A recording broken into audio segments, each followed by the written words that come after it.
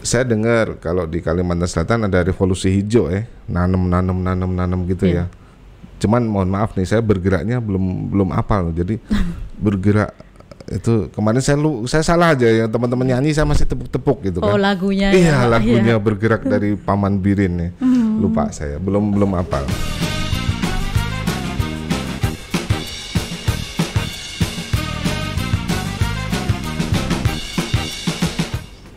Halo Sobat Lestari, bersama saya Slavonia Putri Pamungkas dalam acara Forester South Borneo.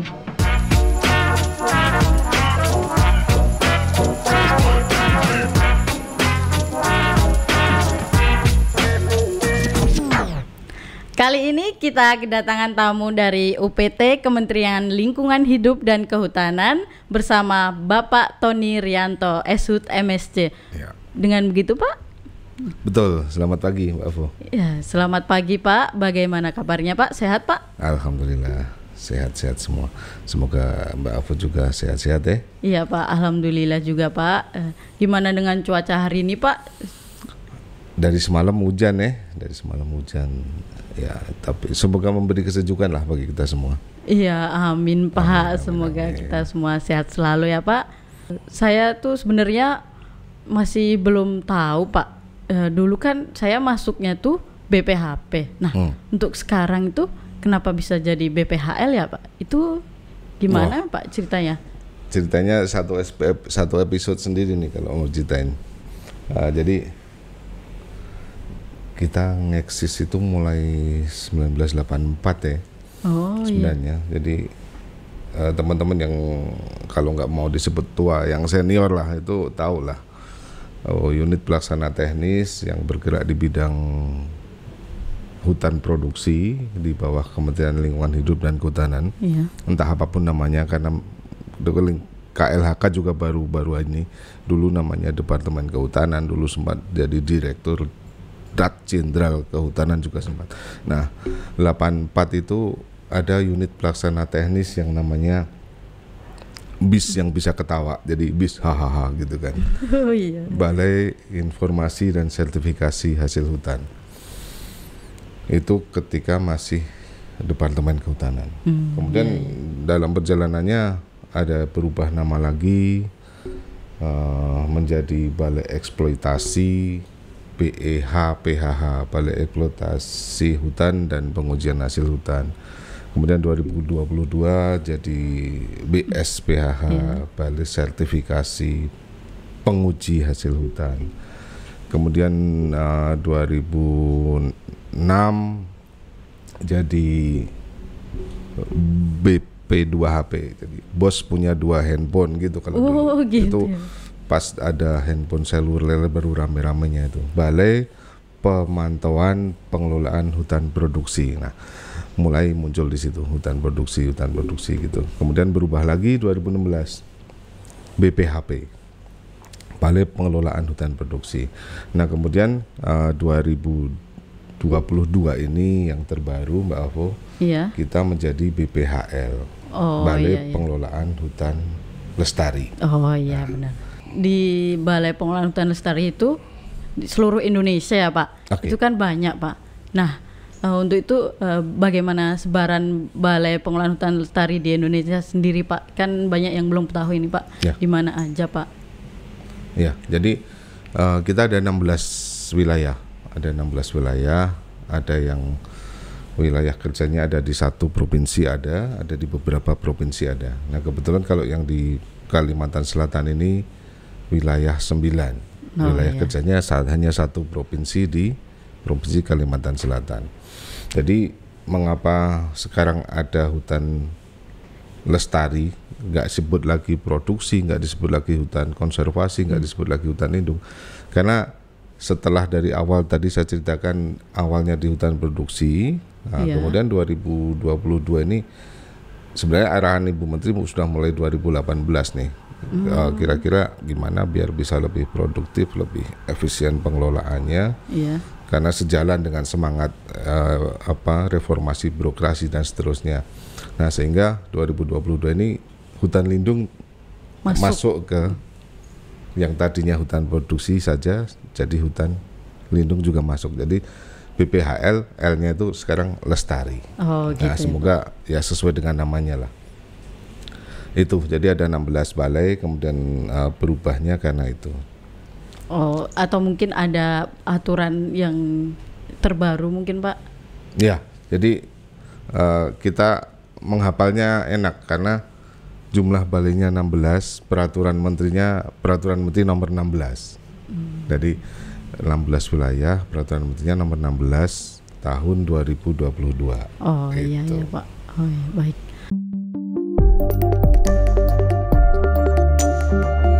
Untuk mendukung kinerja balai sendiri itu kan ada struktur organisasinya Pak. Nah, untuk di BPHL Wilayah 9 Banjarbaru ini bagaimana struktur organisasinya Pak? Oke, jadi sama dengan balai-balai BPHL wilayah yang lain, di bawah kepala balai itu ada 2 seksi teknis. Seksi teknis ini dipilah yang ngurusi perencanaan dan pelaksanaan. Iya. Kemudian ada lagi seksi yang ngurusi pemantauan dan evaluasi. Nah, tentu saja kita tidak bisa untuk tidak ada namanya kelompok jabatan fungsional. Oh iya. Dia ada seksi pemantauan evaluasi, ada seksi perencanaan, ada kelompok jabatan fungsional, kemudian untuk dukungan manajemen agar tugas fungsi bisa berjalan ada subbagian tata usaha. Oh iya. Menteri dalam negerinya lah itu. Oh iya ya Pak. Ya. Selain itu Pak, untuk mendukungnya dengan kekuatan yang dimiliki di balai sendiri itu SDM-nya bagaimana Pak? Alhamdulillah ya, kalau dibanding dengan tempat-tempat balai-balai yang lain, teman-teman di wilayah lain ada yang kurang dari 20 orang, tapi di Banjarbaru lumayan lah, hampir 50 ya di Banjarbaru itu. Ada yang PPNPM, ada yang sudah pegawai tetap, ada yang masih CPNS dan seterusnya. Iya Pak, seperti saya ini. Ya, benar. Untuk itu sebelumnya kan Sobat Lestari ini banyak juga yang belum tahu Pak apa itu tugas dan fungsinya dari BPH sendiri Pak. Itu bagaimana ya Pak penjelasannya Pak? Mohon Pak. Oke, jadi gini. Untuk yang 2022 ini kita membreakdown struktur yang ada di pusat. Kalau di Kementerian Lingkungan Hidup dan Kehutanan itu ada eselon 1 yang namanya Direktorat Jenderal Pengelolaan Hutan Lestari. Iya. Nah, sebelum saat pengelolaan hutan, Direktorat Jenderal Pengelolaan Hutan Lestari ini dulu struktur direktoratnya itu kita dibagi berdasarkan objek. Jadi ada yang ngurusi hutan tanaman, ada yang ngurusi hutan alam. Kalau sekarang by proses perencanaan, pelaksanaan, evaluasi dan seterusnya. Oh iya. Nah, kita juga seperti itu di balai, strukturnya ngikutin seperti itu sehingga tugasnya itu mulai dari kita memfasilitasi perencanaan, pengelolaan hutan produksi dan hutan lindung. Nah, jangan lupa nih, hutan lindungnya kadang-kadang karena hal yang baru nggak disebut. Hutan produksi dan hutan lindung, ya. Dari perencanaannya, pengelolaan tentu teman-teman dari KPH. Kemudian dari pemanfaatannya ini dilakukan oleh teman-teman pemegang izin. Ya, pemanfaatannya. Terus sampai ke pengolahannya ada di industri. Itu kita fasilitasi pelaksanaannya itu. Nah, tentu saja untuk fungsi-fungsinya jelas di situ. Bagaimana kita bisa menyiapkan tenaga teknisnya, bagaimana kita bisa memfasilitasi nyusun rencana kerja yang baik, baik jangka panjang maupun jangka pendek dan seterusnya. Jadi dari hulu sampai hilir lah kita ada di hutan lindung dan hutan produksi. Jadi hutan lestari gitu. Hutan lestari. Ya. Insya Allah gitu ya. Iya Pak. Sesuai semoga namanya. Seterusnya berkelanjutan ya Pak. Amin. Untuk ini Pak, dalam penetapan luas kawasan di wilayah Kalimantan sendiri ini, nah itu bagaimana pemanfaatan hutannya atau hasil hutannya sendiri Pak? Oke. Kalimantan Selatan administratifnya sekitar 3 jutaan ya, luas wilayah administratif provinsi itu 3 juta. Nah, kawasan hutannya hampir 50%, 40 sekian persen itu kawasan hutan. Nah, sekitar 1000 berapa gitu, 1000 sekian itu kawasan hutan produksi. Jadi kita bagi kawasan hutan itu ada hutan produksi, hutan konservasi, dan hutan lindung.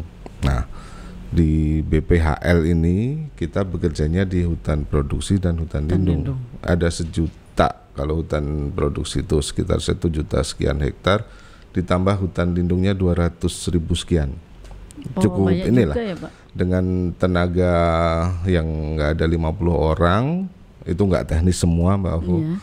Ada yang administratif dan seterusnya. Kita harus mampu untuk itu tadi, bagaimana kita bisa merekod, kita bisa mengevaluasi kegiatan-kegiatan di 1.200.000 hektar ya.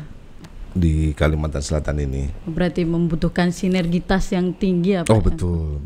Kita nggak bisa sendiri ya. Ada teman-teman dari pemerintah daerah, ada UPT-UPT yang lainnya juga.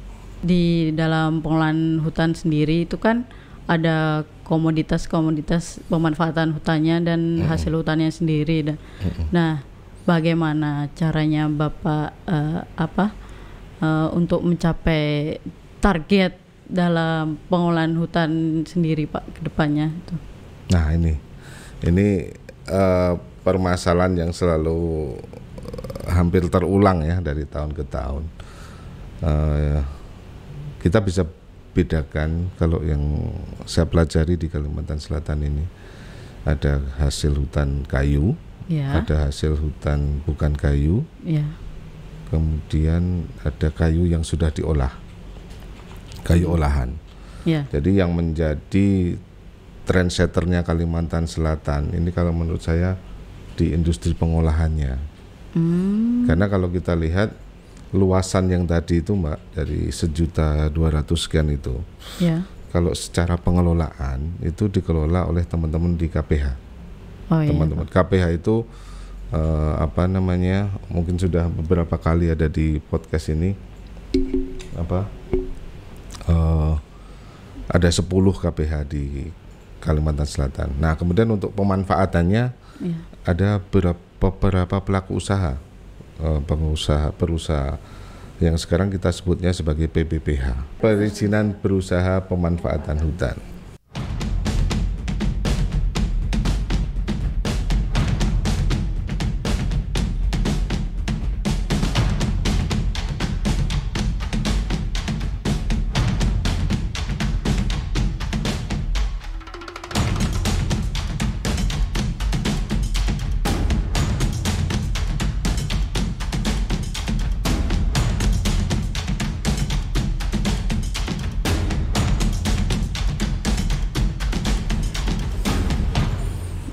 Tadi kan mengulas kembali Pak, belum selesai ya Pak tadi.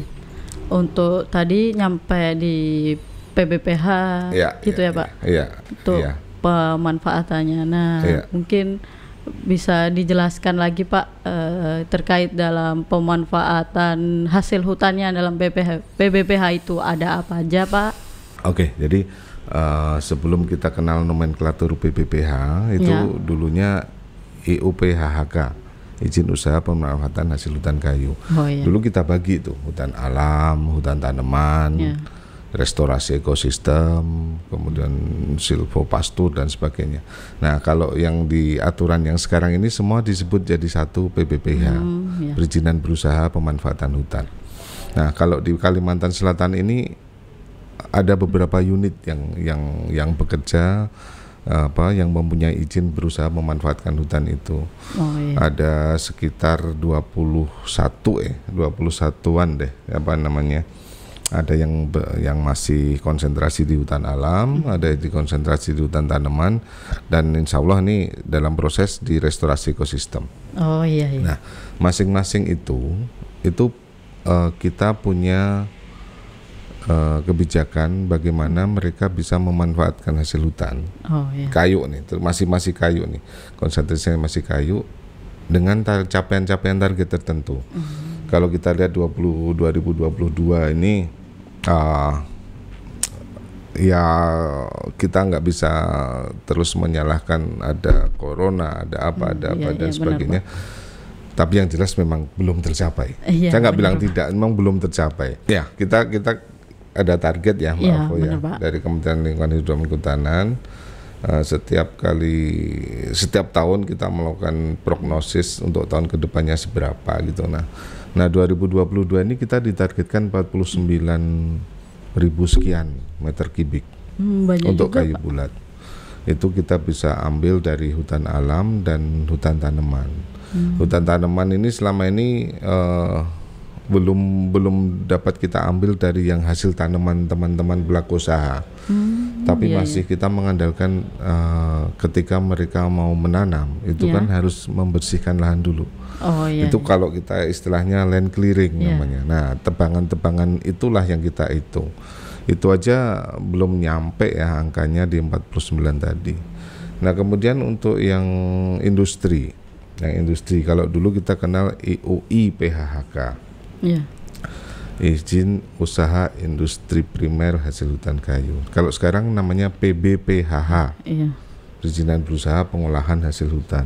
Itu juga seperti itu. Dari sekian unit yang ada, Kalimantan Selatan ini ada sekitar 60-an ya kalau nggak salah, yang di atas 6.000 meter kubik kapasitasnya dan yang ada di bawah. Nah, itu nanti nyangkutnya ke apa namanya, ke pengawasan, pengendalian dan seterusnya kalau pembedaan kapasitas itu. Nah, tapi yang bisa saya sampaikan di sini, produksinya juga belum mencapai target untuk kayu olahan.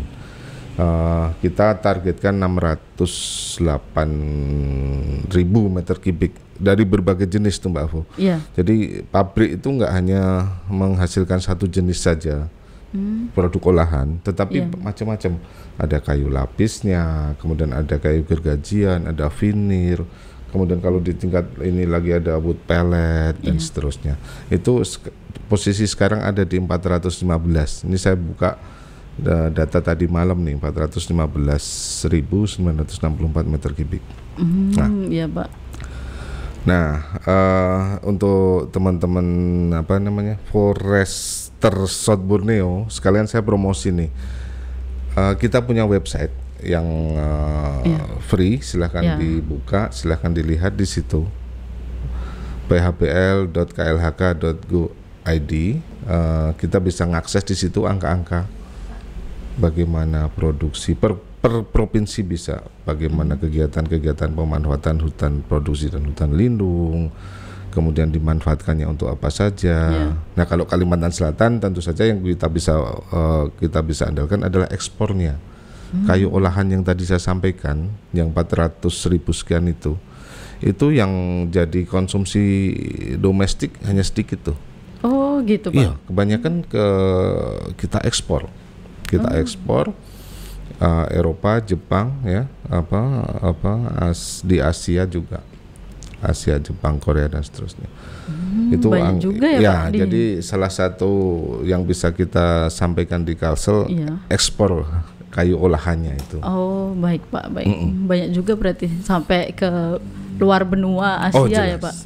Ya meskipun memang belum sesuai dengan angka yang kita harapkan ya.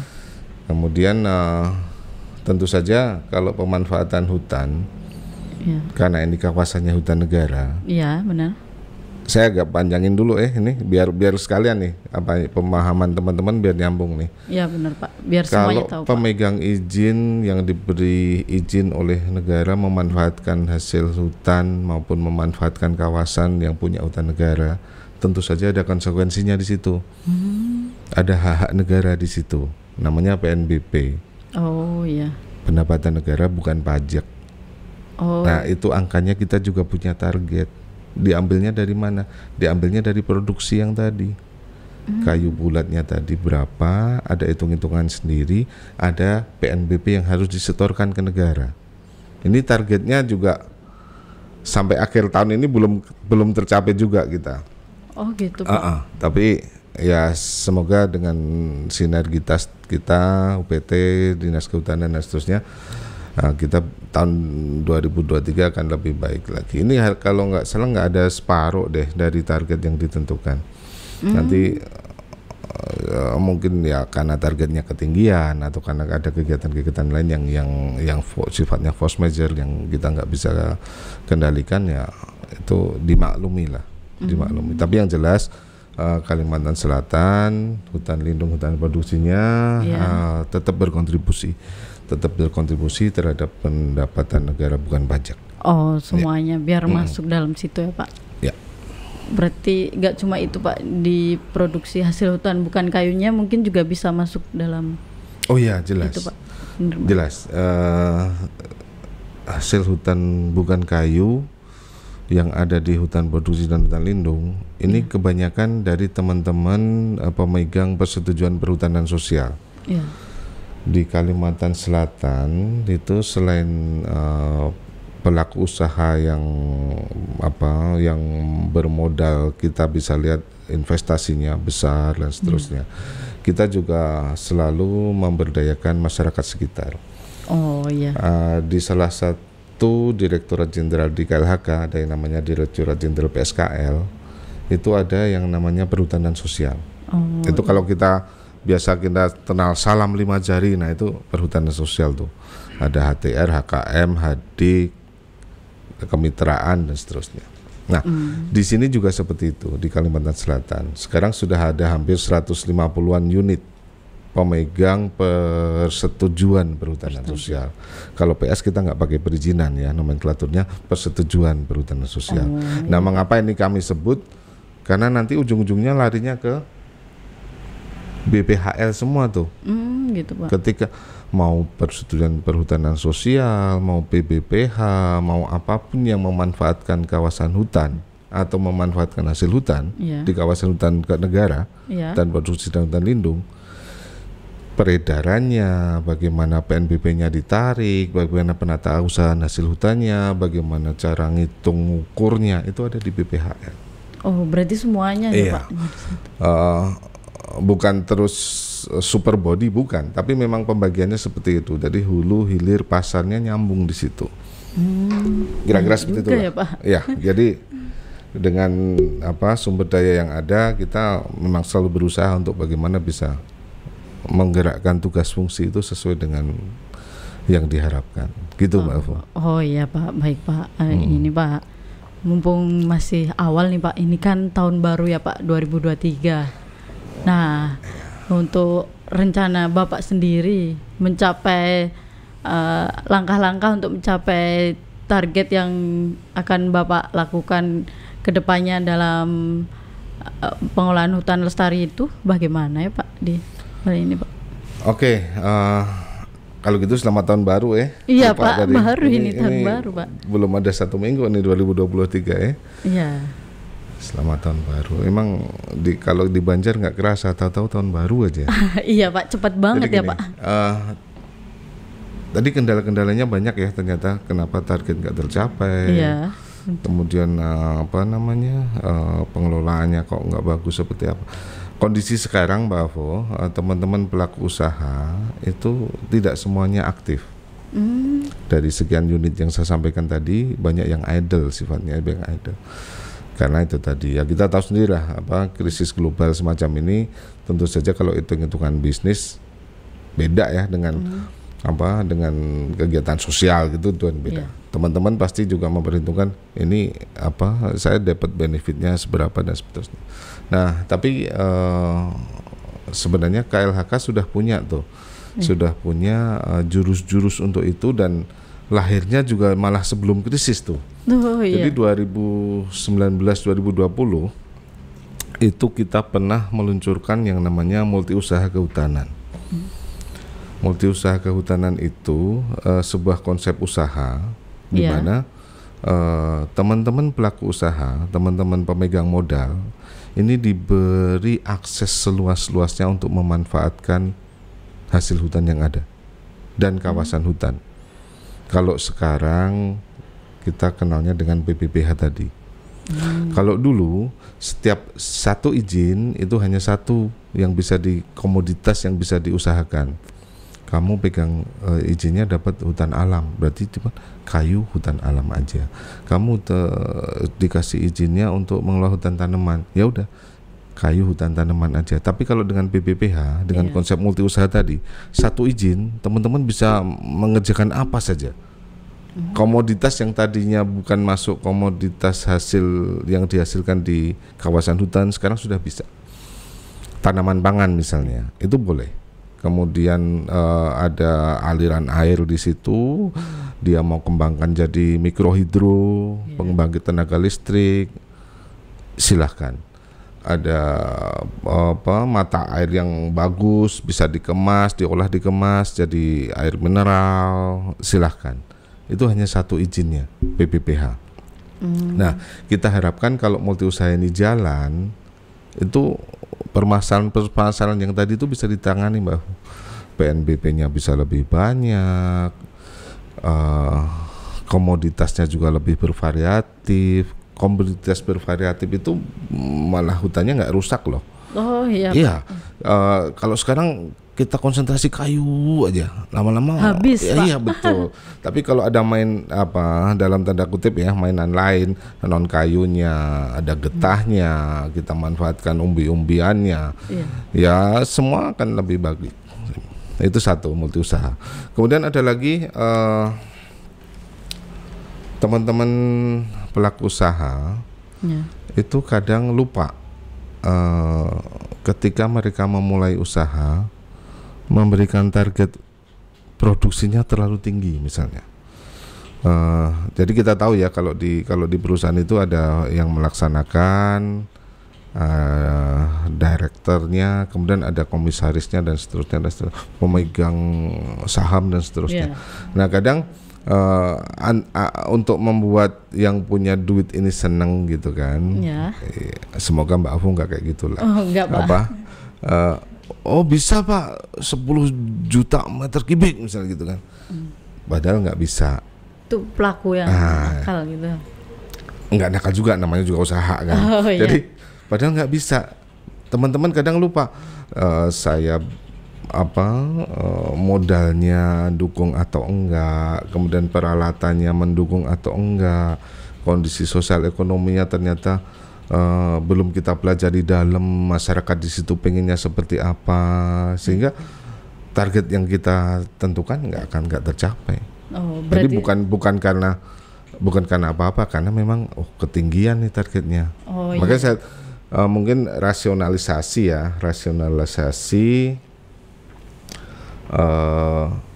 target tadi. Jadi ada multi usaha, ada rasionalisasi target produksi. Nah semua itu kalau multi usahanya jalan, akan jalan tuh. Karena multi usaha konsepnya selalu melibatkan masyarakat sekitar. Karena nggak hanya kayu. Masyarakat tuh kadang lebih paham bagaimana memanfaatkan hasil hutan non kayunya daripada pelaku usaha. Kira-kira seperti itu. Oh gitu Pak. Untuk ini Pak, di BPHL sendiri itu kan nggak bisa bekerja sendiri tanpa adanya kolaborasi dengan Dinas Kehutanan Provinsi Wilayah Kalimantan sendiri Pak. Itu bagaimana ya Pak? Ya, jadi gini, kalau dengan teman-teman pemerintah daerah tentu saja BPHL wilayah 9 bisa ada di Banjarbaru itu karena izin dari pemerintah daerah. Tidak semua daerah bisa menerima adanya unit pelaksana teknis yang vertikal dari pusat.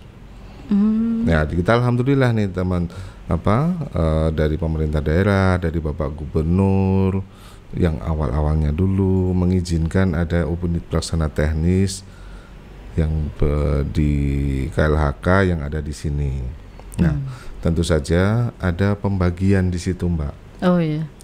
Unit pelaksana teknis yang ngapain, instansi SKPD-nya ngapain, kemudian nanti ada lagi tuh dari kementerian yang lain, dari UPT kementerian yang lain banyak juga yang harus di situ.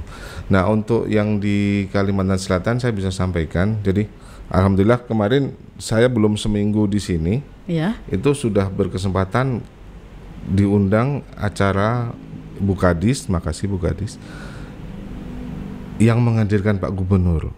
Jadi itu di samping teknis, non teknis saya merasa waduh, ini baik banget nih Kalimantan Selatan nih. Nah itu yang harus kita jaga tuh kayak gitu-gitu. Saya dengar kalau di Kalimantan Selatan ada revolusi hijau nanam gitu ya. Cuman mohon maaf nih, saya bergeraknya belum apal. Jadi bergerak itu kemarin saya salah aja ya, teman-teman nyanyi saya masih tepuk-tepuk gitu kan. Oh lagunya iya ya, lagunya bergerak dari Paman Birin nih. Lupa saya, belum apal. Nah tentu saja kolaborasi itu kita nggak hanya bisa wujudkan di tataran tulisan saja, tapi ada pelaksanaannya. Jadi kalau kita bisa lihat portofolio yang sudah dilakukan teman-teman BPHL yang kemarin masih BPHP namanya, itu ada beberapa kegiatan yang sifatnya pemberdayaan masyarakat, fasilitasi masyarakat, yang tentu saja kita nggak bisa langsung ke masyarakat tuh, karena ada instansi daerah di situ. Siapa instansi daerahnya? Teman-teman KPH. Oh iya. KPH itu unit pelaksana teknisnya Dinas Kehutanan yang ada di daerah. Kita ada 10. Nah, saya belum terlalu detail ya kira fasilitasi apa yang dilakukan teman-teman BPHP kemarin, tahun kemarin untuk bisa lebih memberdayakan teman-teman KPH. Tapi yang jelas kita mulai dari 2015. 2015 2016 itu dulu ada jargon bahkan namanya no KPH no budget kayak gitu kan. Nah, betul. itu dulu benar-benar tuh. Kita harapkan 2, 3, 5 tahun ke depan teman-teman KPH sudah bisa menduplikasi paling tidak, sehingga yang dulunya kita support bisa jalan dengan mandiri, bisa bagaimana bisa mencari kegiatan-kegiatan yang sifatnya bisa memberdayakan masyarakat. Banyak sekali Mbak. Jadi tentu saja kita akan selalu mendukung teman-teman yang dilakukan oleh pemerintah daerah. Oh iya gitu. Pak, baik Pak. Ini Pak, nggak terasa ya Pak, kita tuh udah ngobrol lama gitu Pak. Sebelumnya itu untuk Bapak mohon untuk memberikan closing statement bagi Sobat Lestari yang ada Pak itu. Oke, untuk Sobat Lestari di Kalimantan Selatan, Forester South Borneo, saya harapkan kita tidak berhenti, tidak ada henti-hentinya untuk selalu menjaga kelestarian lingkungan hidup dan kehutanan. Kita harus sukseskan bagaimana caranya sesuai dengan porsi kita masing-masing. Revolusi hijau yang ada di Kalimantan Selatan. Oh ya, kita wujudkan bersama ya Pak. Bersama. Baik Pak. Seperti itu. Terima kasih atas kesempatannya Pak. Jadi Sobat Lestari tahu bagaimana pengolahan hutan sendiri di wilayah Kalimantan Selatan sendiri ya Pak. Ya. Terus semoga kedepannya kita bisa bersama-sama menjaga hutan ini agar tetap lestari ya Pak. Amin. Sobat Lestari, sampai jumpa lagi dengan acara Forester South Borneo berikutnya.